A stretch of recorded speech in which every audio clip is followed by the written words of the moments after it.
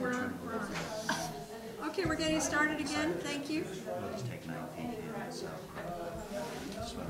Could everyone please take a seat? We're going to begin. So that's good for you, right? Or move to the outer room.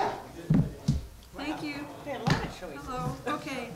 The next item on our agenda is Big Wave North Parcel Alternative and the addendum to the 2010 Big Wave Environmental Impact Report. We're going to discuss draft MCC comments on the project, and the desired outcome is to approve comments to the county planner on the revised project. Just want to point out that written responses submitted by September 2nd will be included. Oh no, comments submitted by September 2nd, of which ours will be. Written response will be forthcoming from the county.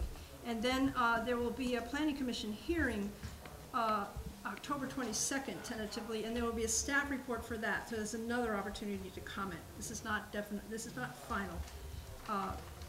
Okay, so we have a draft letter which is posted online, and there's copies out there, and I hope you've all read it. So I just wanted to quickly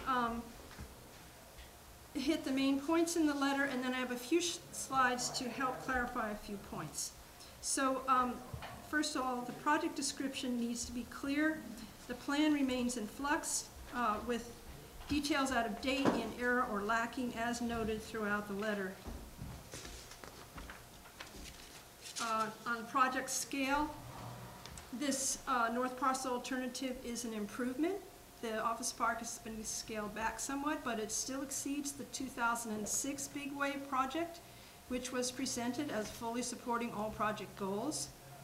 The North Parcel alternative development density on the North Parcel is relatively unchanged from 2010 project, so the benefit of this alternative is dependent on protection of the South Parcel with conservation easement or some such.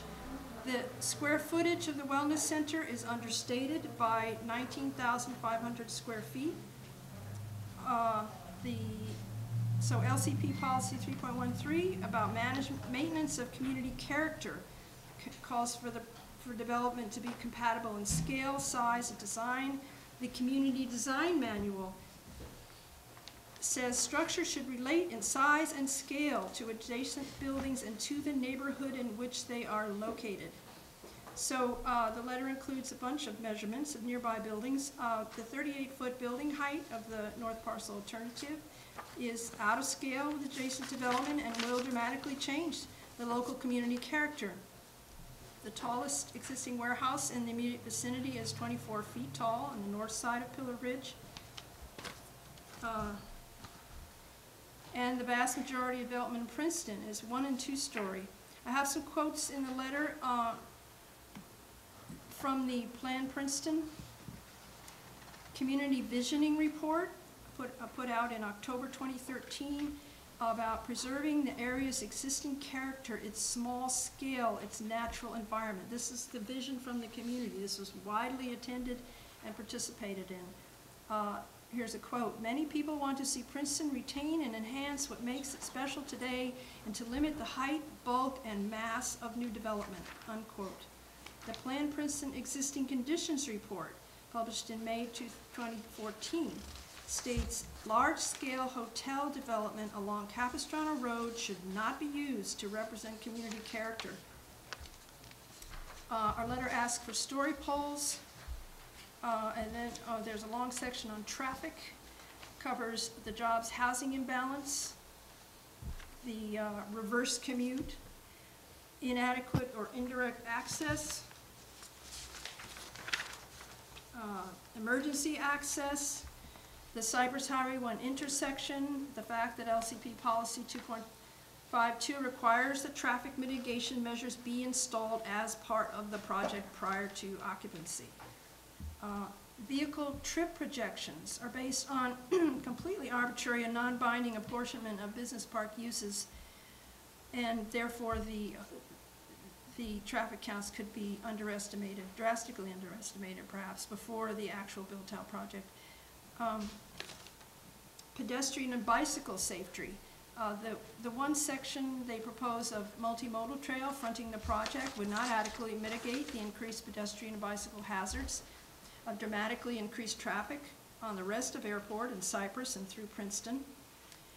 There's a paragraph on Airport Street at the Culvert, where they propose K-rail and rows of yellow crash barrels. I have a slide on that. I'll touch on it in a moment. The section on parking and site access, also I have some slides on that. Water use. The 2010 Big Wave project said it was going to use 26,000 gallons a day. Now the North Parcel Alternative says they only need 9,765,000 gallons a day. That's a 62% reduction. They don't need showers. In water use, and even though the business park buildings have been reduced in number, there's still the same number of residents in the wellness center, and so we asked for an explanation of this dramatic reduction and what would happen if the estimates are unrealistic and it exceeds what Montera has said is available to supply. They have this, they propose a no chlorine saltwater pool on the ground floor of Building 3 and say that will eliminate the need for showers in the pool area.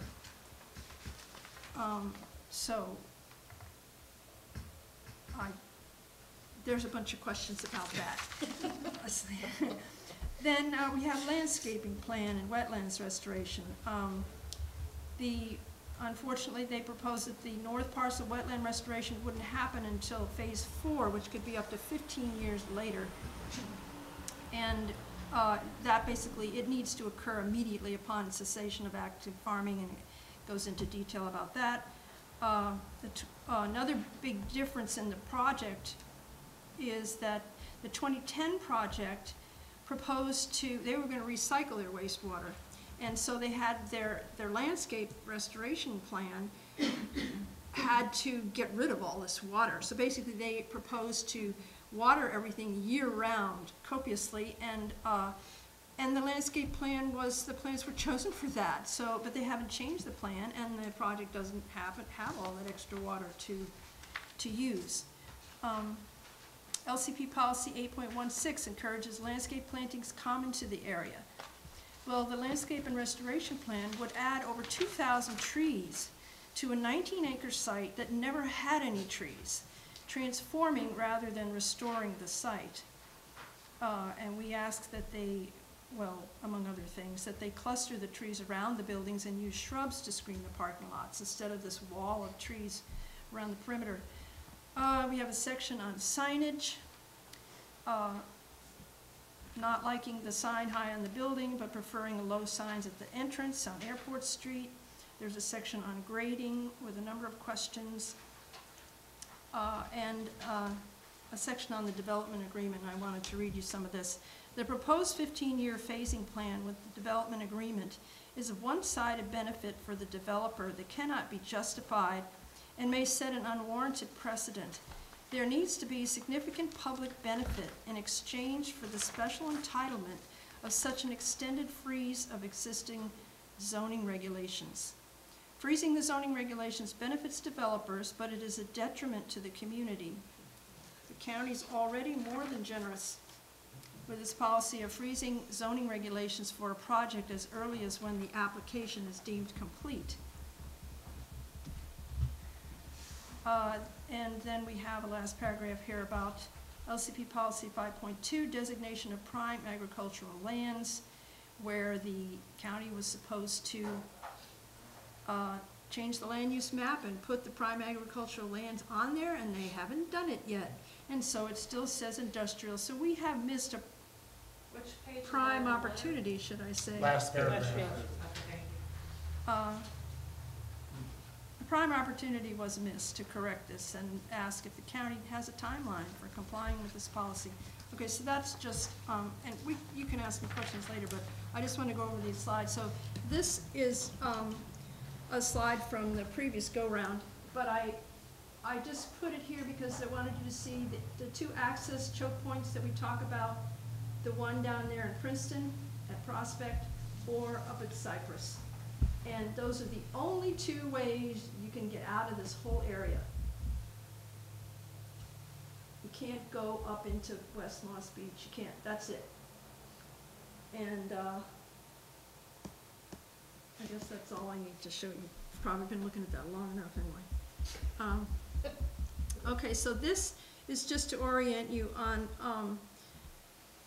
okay, you've got addresses there. So the building heights that I mentioned in the letter, so 850 Airport Street up at the top is a large warehouse with 2 auto repair and has gymboree. So that's 2 stories high and 24 feet tall. That's the big warehouse. And 860 Airport Street is 23 feet high.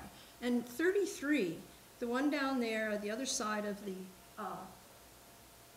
south parcel, that's the one that Big Wave, they say, oh, this building right there, it's 36 feet tall, so we're in scale. But actually, this is the building, and it's in the front, in the low side on Airport Street, it's 20 feet tall, and in the back, just at that ridge line, it's 30 feet tall, and this is verified on the building permit.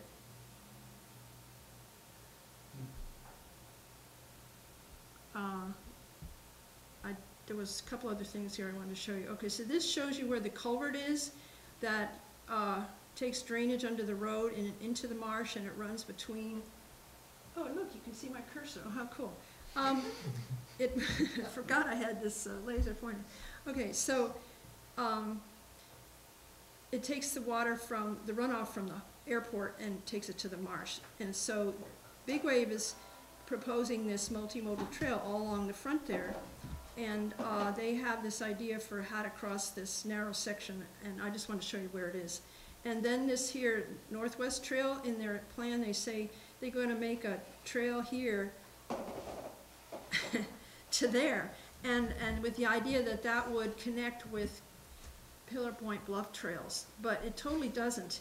And you just end up in a tangle of blackberries in the marsh, and then all this part behind Pillar Ridge, this is private. And this area is steep landslide area. You could never climb up the bluff there. And basically, if you put a trail there, you would just be saying, come on down, people who want to hide what you're doing and have a party. You know, I mean, it's just like not the thing to do. Okay. So I showed you that. All right, now, so this is actually it's their, I don't know what it is, one of their plans, but I was going to say drainage or something. But anyway, so it's the site plan, and I wanted to just touch on a couple things. So in our letter, we talked about these 20 parking spaces that the last moment they've stuck in. Can you still see my car? Oh, good. Yep. They stuck in here, because they had to take them off the south parcel because they had them in the wetland buffer. So they stuck them in here. There's some there. This is along building 4 and building E and B and C. So they're all in there. And yet there's no roads leading to these parking spaces. And what they do have in the plan, which was there before, see these dotted lines, this is a walkway, nice paver walkway, goes through the center line between the buildings, which makes sense. And then I would assume you'd have landscaping there, but they stuck these parking spaces in there.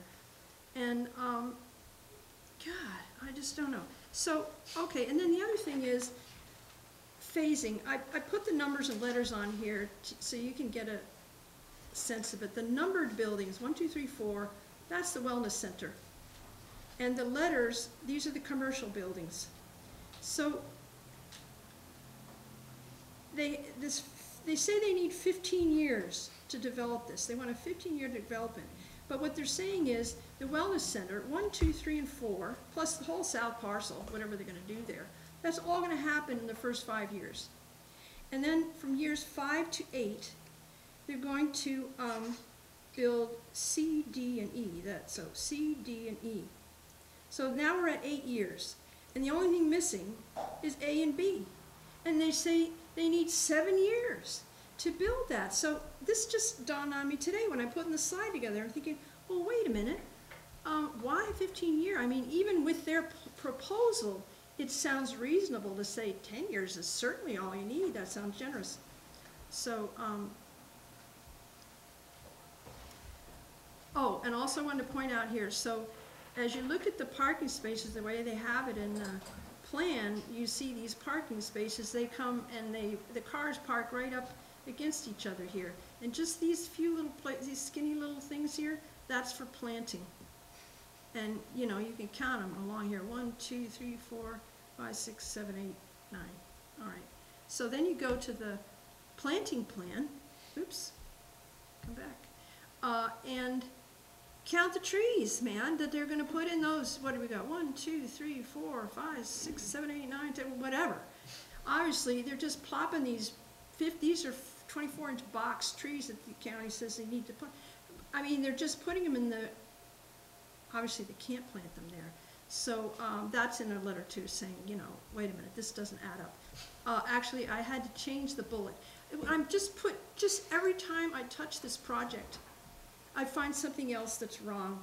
Just putting these few slides together today is when I saw this, that there are more trees than there are planting wells. So I changed. This is the wording for the paragraph. It's the 4th bullet on page 5. So the parking plan does not provide planting space for many of the 24-inch box trees and landscape plan to help break up the large expanse we would like to see planting. We already had asked for that. Okay, so that's the revised wording for that bullet. And then this shows you 2 details thing. This is the Airport Street culvert that I mentioned, where the trail that goes in front of their property has to cross this narrow section of road, which basically there's no shoulder there because of the culverts.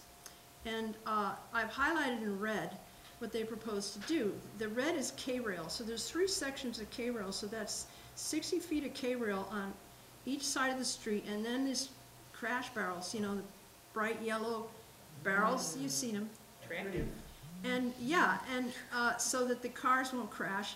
And then they squeeze the trail. See, the trail's 8 feet wide, and then they squeeze it in narrow to fit in over there. And so in our letter we say that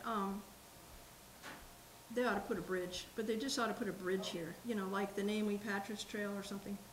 And that way it won't harm the wetlands, and it'd be much better.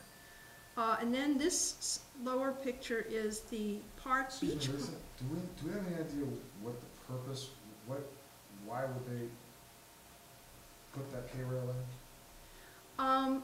They're trying to fit more stuff there than there's room for. So they're kind of pinching in,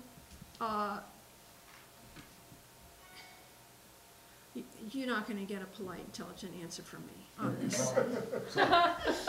I'm sorry. They're trying to cheat. Trying to do it on the cheap.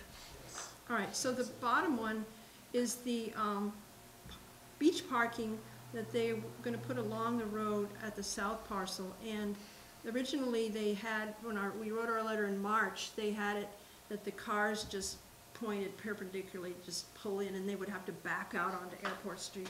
Well, the Hexagon traffic people said, no, you can't do that. So now they have, you drive, there's a curb here, and then you drive in and you park diagonally, and then what they've done is they put the trail, the multimodal trail, around the back of the parking, and as you can see, when it gets to the south end, it just butts up into the guy's that trapezoidal building you looked at earlier.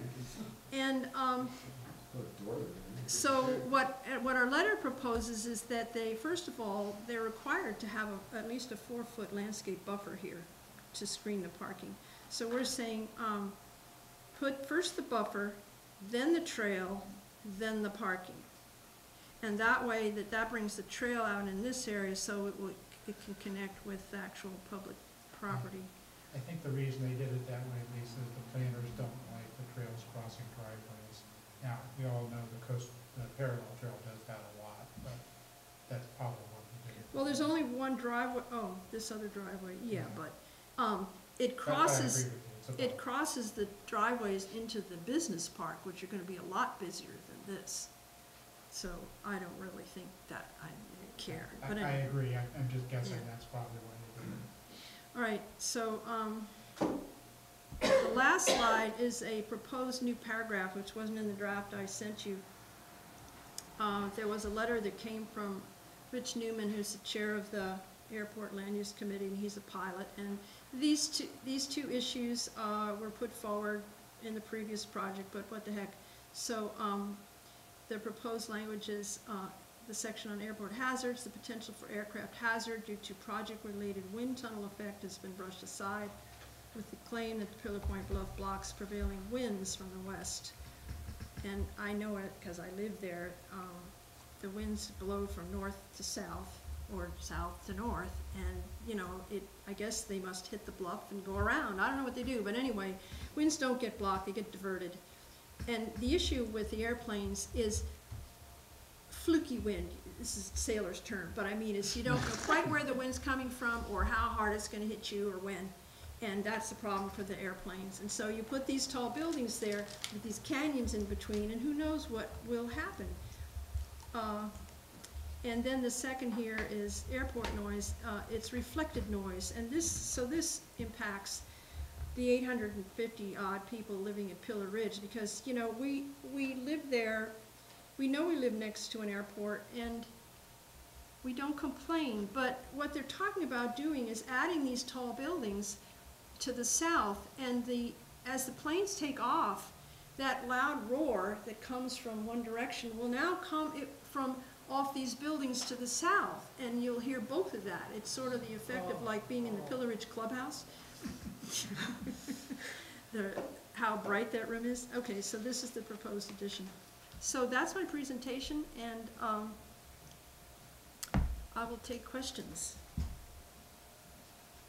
Oh, first let me thank everybody who sent me comments, and Chris and Dave who carefully proofread and had comments. And okay, Council first. Laura. Oh, go ahead. No, no. Oh, I was just gonna commend you for this amazing, amazing job that I don't know how any of us could have actually done this on our own without you. But it's really outstanding.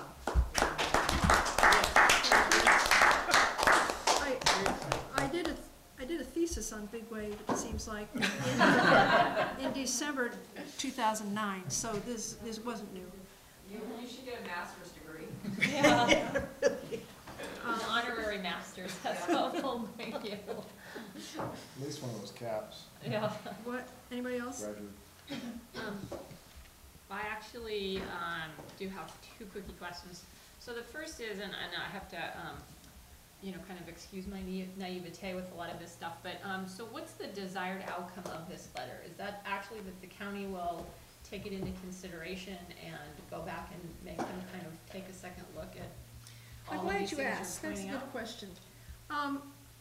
I was kind of stymied at first because I realized when I started reading this that the EIR is like they're saying it's a done deal. You know, we approved the first one, this project's smaller, so therefore it could be nothing wrong with the EIR. And yet we're technically commenting on this environmental document. But my wise mentor suggested that we just treat this as an early referral, an early project referral, and just throw out our comments and questions. This is going to the planner anyway. And the advantage is here that if we get this in on the deadline, our comments and questions will be included in the written response to comments from the county, which should be interesting. And as I said earlier, this is not our last comment. This is a stage in the game, and also there's always the hope, as in our letter last March, that our comments will lead to improvements in the project, tightening of conditions, addition of conditions, answering our questions, all that, you know. So, does that make any sense? Yes, and so then I just have sort of one other related question, which is, and I don't mean this to sound flippant, but of all the meetings that I've attended, it seems that the vast, overwhelming majority of opinions against this are not favorable. So my question is, other than the developer, who's in favor of the project? I mean, I literally haven't, short of one meeting I attended where there were a handful of people who kind of spoke in favor of it, like, I haven't seen any representatives from the public that have kind of come forward and actually sort of like rallied to the, does that make sense? Like, so I'm, again, I'm a Yes. little confused in terms of how this is. You've missed so much. Yeah. You've missed many long meetings where they attended and spoke. Okay. And there is, I think, universal support for the needs of the proposed residents of this facility. I mean, across the board, that's never been an issue. And, it's, as Steve Blank, the coastal commissioner, said when they denied this project in 2012, that their hearts went out to these families. And, but the fact was, this is a land use decision, and they have tied this project with the heartstrings to this enormous business park. And you can't just, basically what the families or the proponents of the wellness center want us to do is ignore all the problems with this project, simply because of the value of the wellness The center. facility for the Yeah, adults. and a lot of people don't think that's a good idea. I mean, to ignore that. Chris? I hope this is not being impertinent, but I think it's clear from decisions made that the county is in support of this project. It's So- really hard to, you haven't seen the proponents. When they come and these families tell their stories and the kids get up and tell their stories, it's hard to say no. Steve Blank has a great article, he's retired from the Coastal Commission. Okay. Go look at his blog, Google for Steve Blank, hostages tank. And he gives you a lot of stories. Basically, you know, the supervisors felt like they could not politically turn the project down, is his summary. That Can't speak for what the supervisors felt. One comment I heard from a supervisor was she couldn't look him in the eye and turn him down. And where does she live? Yeah. No, this is No, one that's of the. sort of a rhetorical This is, question. This is the board of supervisors. Well, it's interesting that you mention that. Where does she live? I mean, in the sense of, because I think that, a lot of the supporters come from Half Moon Bay, and I think that, I'm just guessing here, that they may visit the harbor, but I doubt that they ever go down Airport Street and realize that the industrial part of Princeton and how isolated and cut off and you know, and occasionally we have had government meetings at the Pillar Ridge Clubhouse, and there was an airport meeting there where the mayor of Half Moon Bay attended, and he got there late, and he said, "Well, this place is hard to find." And I'm thinking, well, it's right next to Big Wave, I would think they'd know, but, Sorry, I just have one quick question. Do you think it would be appropriate to send this to the planning commission directly instead of just have it incorporated in the planning department report? I think I would probably do that. I don't think it would has to be good to make sure official it down doesn't here. get lost. Right. Right, because already, I'm aware of, you know, commissioners, they're already thinking about this and asking members of the community and stuff like that. So yeah, I think it would, we should send it to them as well. I mean, basically, the document says, you know, send your comments to the planner, so that's the official distribution. But I think I would also send it to the Coastal Commission staff. You will or won't or? Will, You will, yes. okay. Dan? So I just wanted to, you know, thank you once again for your excellent work on this, Lisa. Truly, I'm learning more things about it that I thought I knew a lot about it. But anyway, you may have just answered my question, because my question was going to be, having that the planning department has a history of leaving some of our comments out and not having them, you know, included officially. What can we do to be certain that that does not happen again, especially on this issue? And I think by CCing the other agencies, that may be the answer. And did we Oh, do that at the last? In this case, since the Director of Planning has promised a written response to the comments, I don't think we need to worry about that. Okay. That's Steve Monowitz. Laura? Maybe you could talk about the options for appeal. So last time, the the project was appealed from the Planning Commission to the Board of Supervisors and then to the Coastal Commission. And the reason it was appealed first to the Board of Supervisors was because that time the EIR was also going to be challenged in court, and you need to show that you've exhausted all your remedies.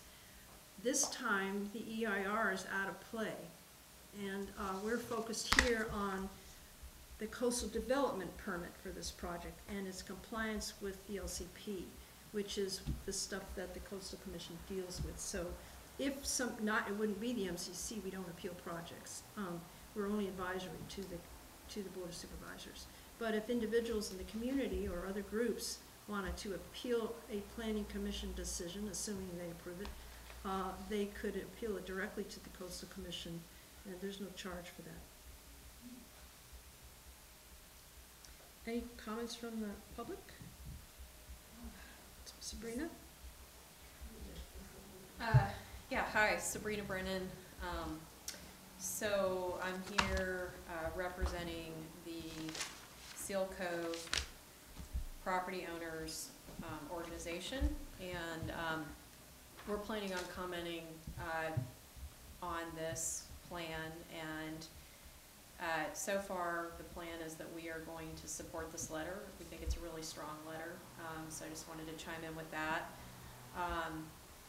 We may have a couple other comments, but we have a little more time to get those in. But overall, we're really thrilled with how this letter came together and how detailed it is and comprehensive. Obviously, countless hours went into putting it together. And so for that reason, I want to make sure that it doesn't go unnoticed. So I would like to urge you guys, if you can, to reach out to the planning commissioners, because they aren't as familiar with these issues as we might want them to be. And I know as a board member, when you're dealing with a thick agenda and you've got a big board packet and a complicated project, your intention might be to really get into the nitty-gritty of it, but when you've got a day job, it doesn't always work out that way. So anything that the council could do to help the planning commissioners to get more informed about the scope of the project and some of the issues with the plan, the things that are incongruent, I think could be really helpful to the planning commissioners. And you know, obviously after they make a decision, it's too late to tell them that they didn't understand the issues. So the community would definitely benefit if we could try to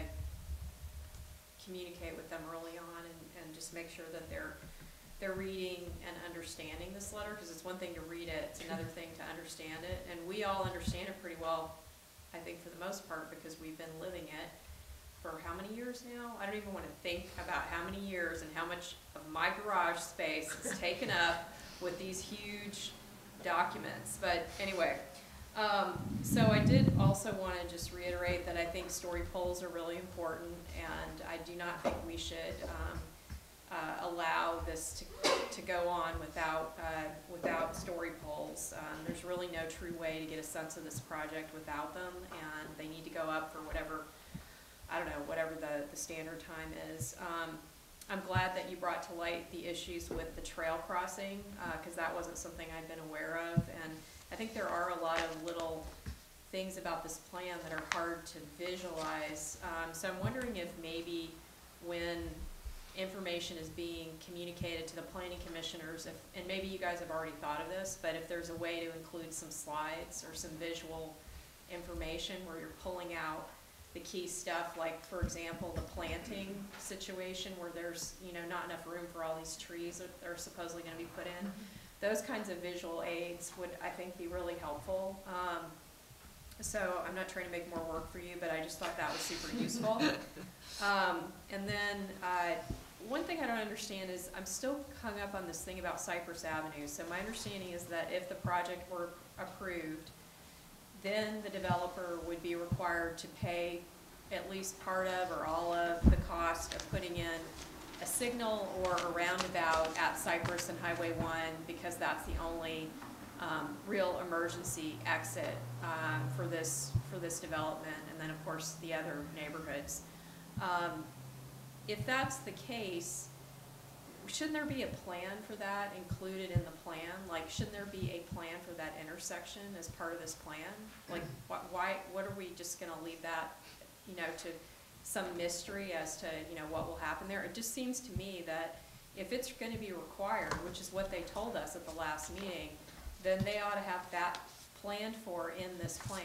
And, you know, that's, I don't know, I mean, maybe there's some rule that isn't required, but it just seems logical that there should be something concrete, because as Chris has pointed out, the need for signalization or for a roundabout triggered by this project, it really does kind of mess with a lot of other plans that are you know, the community's trying to pull together, and so is the county, with relationship to safe crossings and other traffic flow situations and emergency flow situations on Highway 1. So it just seems like we shouldn't be leaving that out there for some future thing, that there needs to be some effort made to address that now, so that we all can visualize what's going to happen there. And then the thing about ag land, which I mentioned at the last meeting, is just, you know, I just think it's really a shame that we're going to lose prime ag land to this project. And it seems very strange to me that we would build a, what the county is terming as a sanitarium, is it sanitarium or sanitarium, in an area that has so many traffic, or just, let's say, emergency access issues. I understand that there's some provisions for running up the hill in the event of a tsunami, or I don't know if that's supposed to be running up the hill for a fire, or running up the hill for an earthquake, or, you know, what all is included in the running up the hill plan. But, you know, when you think about it, the people that are going to be living in this 50-bed facility, we've already heard from the parents, and we know firsthand from the parents that the people living in the facility, they don't just have developmental challenges, they also have some significant physical challenges as well. Not everybody, but some of the residents are definitely challenged with medical conditions that require full-time nurses. They can't get out of bed. You know, they're in wheelchairs. There are issues there, and it's also an aging community. So would we want Seton Medical Center to be in this location where we have, you know, people who are having health problems as they age? You know, would we want them in this location? I don't think so. This is not a safe location to put a hospital, which is essentially what this is going to be. So for those reasons, I just really think that bringing the concerns about evacuation up are relevant, and we may include some of that in our letter when we respond. And then the last thing I wanted to note was just that I'm so glad you included this last paragraph about, or sorry, not the last paragraph. I like that one too, but the part about, sorry, the last paragraph on the second to last page about the development agreement. I'm just really disheartened by this 15-year phasing plan, especially since one of the property owners, there are two property owners for this project, has been saying publicly that he intends to sell this property as soon as this project is approved. And we are going to be right back in the same situation that we were in with the Oceana Hotel and the Harbor Village that got put on hold forever. Then a new developer came in, took it over, bought the property, and then excuse me, and then built out a structure that architecturally just leaves a lot to be desired, and is not current as far as architectural standards go, and it's resulted in a very unpopular business venture, and it hasn't been successful because it wasn't well designed. So I would just hate to see us with this 15-year phasing end up with structures that were so outdated by the time they were actually built. You know, we shouldn't make that same mistake again. We should learn from our mistakes and move on. So that's all I have to say. Thank you. Anybody else? Elizabeth?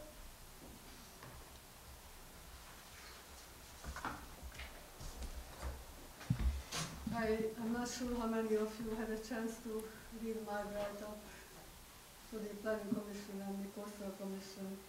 I really try to you do a fantastic job with your detailed write-up. I try to go back to the basics.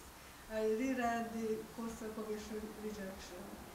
And page 25, which is the summarizing why the whole project as a whole entirety was rejected. They're quoting CEQA. And according to CEQA, I can read this whole paragraph, but I didn't hear you read it. They can't support a development, basically, which is not coastal related or any land use related, when it's feasible alternatives are available.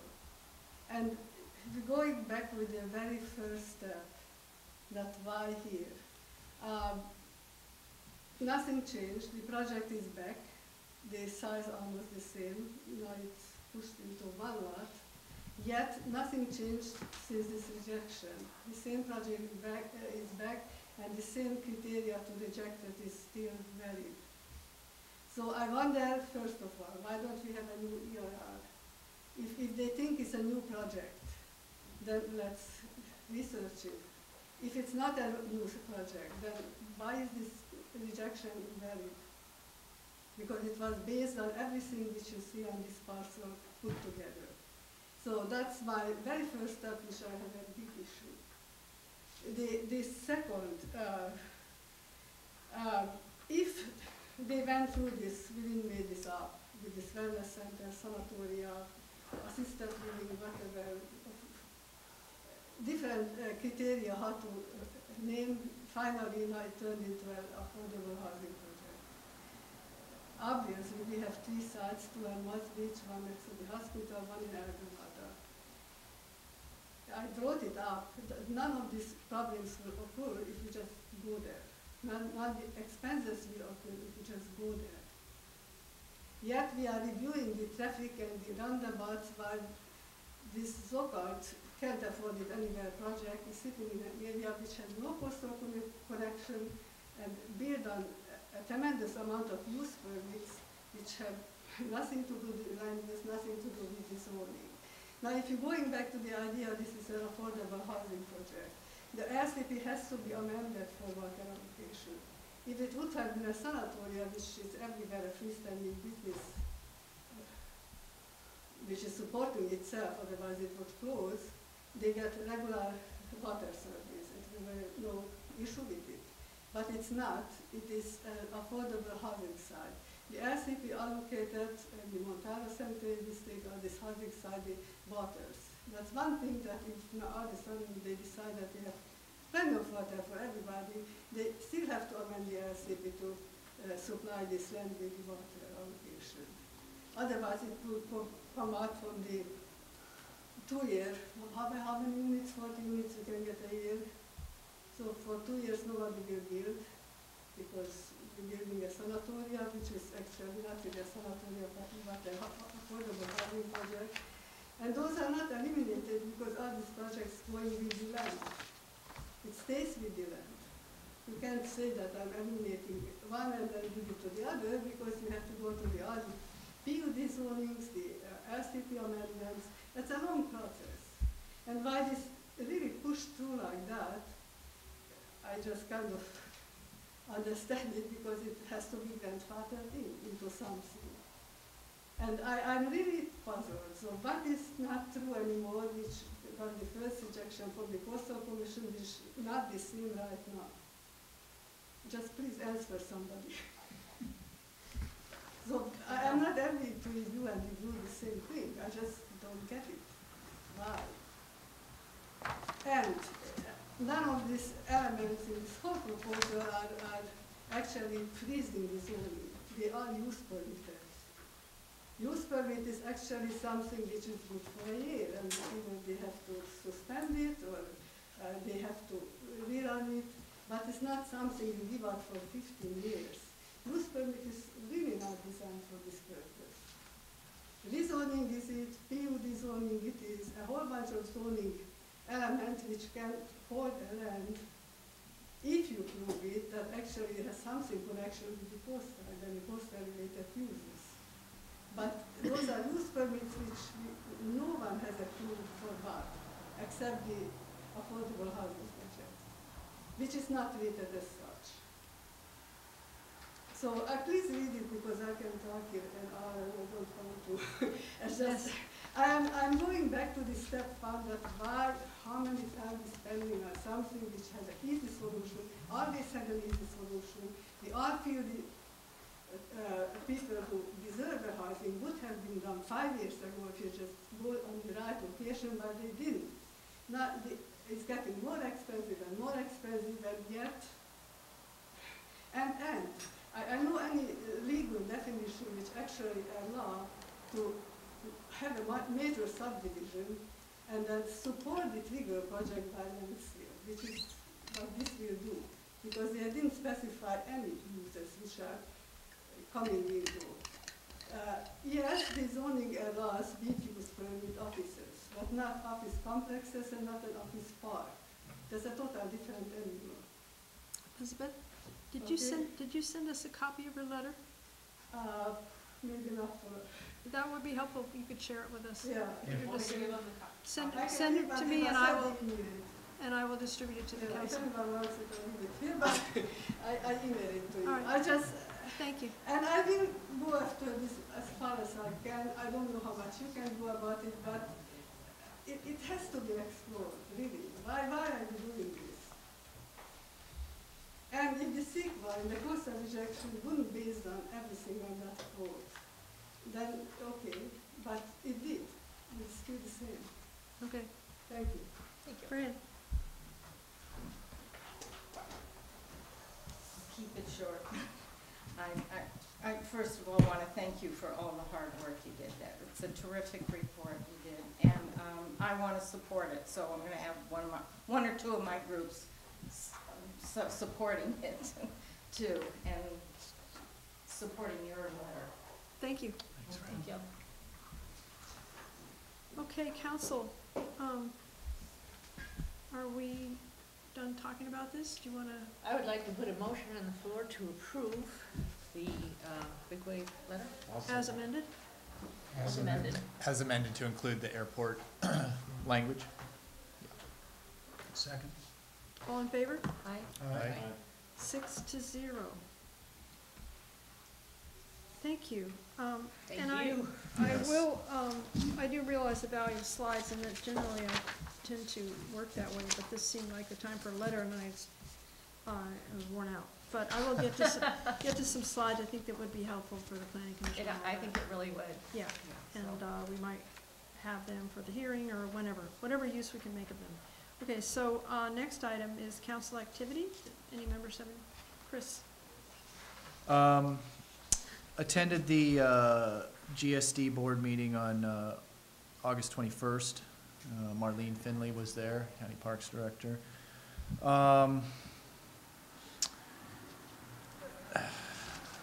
You know, my one comment I'd like to make about that, two comments about this GSD meeting is, you know, everybody has their faults, but I'm just kind of disappointed with the way some GSD board members are treating a specific board member, whether they agree or disagree with that board member's statements. I think that it weakens the credibility of the entire organization when they address him indirectly and with disdain just so obvious. It doesn't reflect well on the organization, and I wish that somebody from that organization was here today so I could just say that, you know, this person was elected and they're now an equal member of the board, and, you know, to do the business of the board, he needs to be included.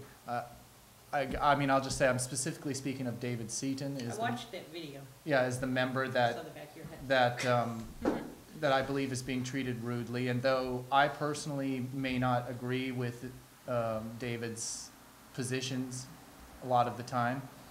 I think he offers a valuable, different perspective to that board, and his comments should be, you know, treated as anybody else's comments, and I just feel that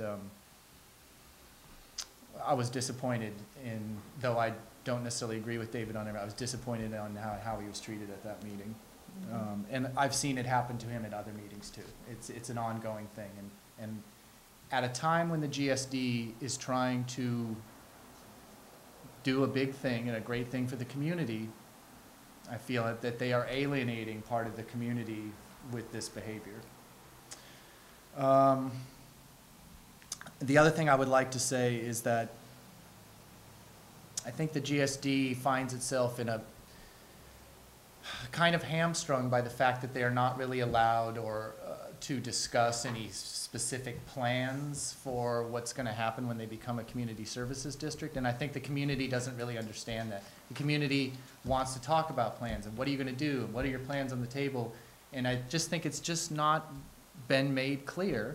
And I'm not offering any suggestions on how to do that. I'm just offering my observation that it's just not clear to the community that there's this, October 2nd or October 1st deadline before anything can be discussed.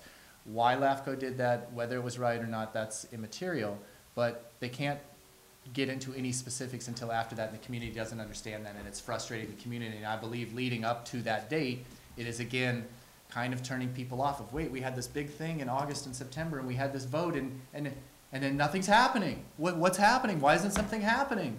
And they don't get it. And I think it's, I'm worried that it's going to be at a point when we get to October, some people in the community will have already made their mind up that, you know what, this is going nowhere, they're doing nothing, it's the same old thing, when I personally think it's going to be a great thing, but it's not been well explained. Thank you for letting me say that.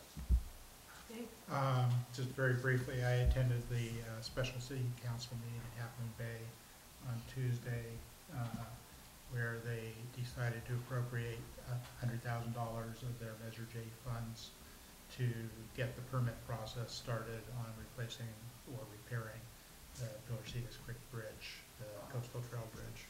So, very positive meeting in contrast to many other meetings. There was some concern about, well, how's the money going to be spent, but there's been some problems with state parks getting funding, and this is to get the state parks process going. So there's a lot of people on Midcoast who use that trail, so I think that was a good thing, and was very happy to see a positive meeting. Thanks for going. Always appreciated when people take up a meeting. Laura? One item, I had sent a letter out to each. This kind of piggybacks on your issue about GSD. I'd sent a letter with photographs. The weekend I had walked around the coast and the garbage was distributed. It was very bad in several different places. I sent that letter to each director on GSD. Not one director responded to me. The administrator did, and Chris Porter did. And we actually had an exchange about different methods of handling garbage, et cetera, which we're back to again now, because now she's saying we should probably just get rid of that West Point garbage can, which is one of them that started this.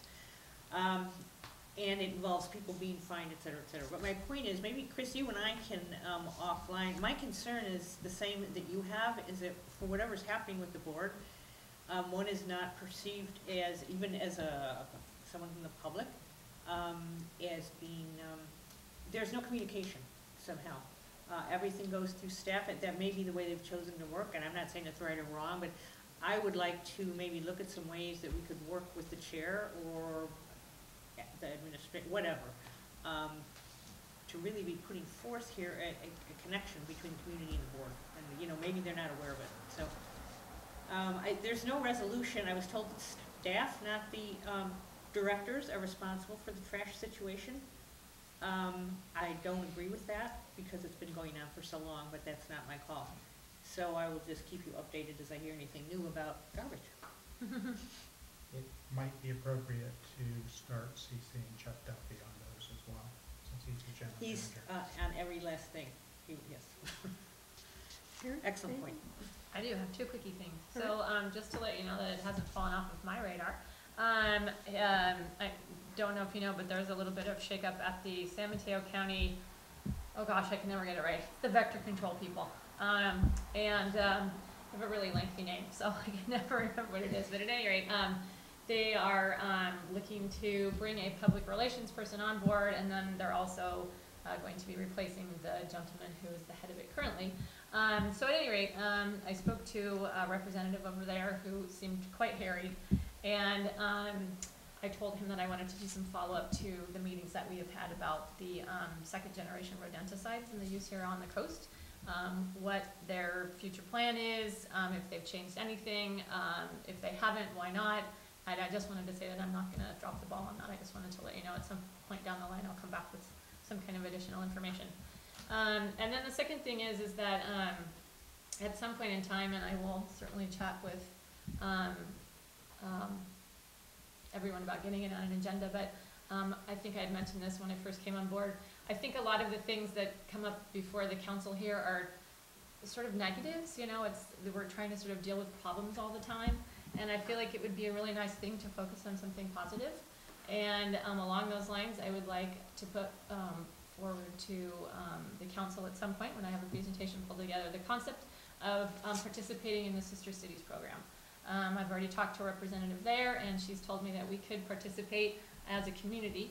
I know that the term city is kind of, you know, misleading perhaps in a way. You don't have to follow that strict guideline of, you know, not being a city. And at any rate, so I was just thinking that that might be something that would be, you know, positive for the community to get involved in. That's it. Thank you. I have one comment to add to what I said earlier about Plan Princeton. So I'm on the steering committee, and both the technical advisory committee and the steering committee are meeting tomorrow to look at this Plan Princeton alternatives workbook. Okay, so what we forgot to do under the first agenda item was to appoint an MCC rep to the Connect the Coast Side Technical Advisory Committee, and I would like to suggest Laura, and I would like to point out that Laura, when she was previously on the Midcoast Council years ago, I was young and beautiful. advocated for this very thing, this comprehensive transportation management plan 15 years ago, and she continues to have an interest in this type of thing, so I propose she be the one. Anybody else have any suggestions or comments? Comment is how depressing that 15 years ago she wanted to do this, and 15 years later we're still trying to get a crosswalk striped across the road. No, this is the transportation management plan that was mandated by the Coastal Commission. See, finally the Coastal Commission made the county do it. Yeah. This is the one that's too late to intercede with Big Wave. Mm-hmm. Yeah. Everything is too Funny late. about that. Everything Yeah, is it's too like- late for that. I'm sorry. No, I mean, really. You certainly Oh, did. Where's the okay, mic? yeah, Laura doesn't like that. I don't give a damn. Okay, so, So I got a question. yeah, So, you know, at different times, these opportunities come up, and I guess each one is different, but as far as what would be expected as far as time input, you know. For the something rep like on this committee? yes. they would meet about 4 or 5 times in the next year, and but it goes far beyond the actual meetings. And I say this because in my role on the airport land use compatibility thing, which is finished now, and currently on Plan Princeton, basically you get these documents which sometimes are very complex. And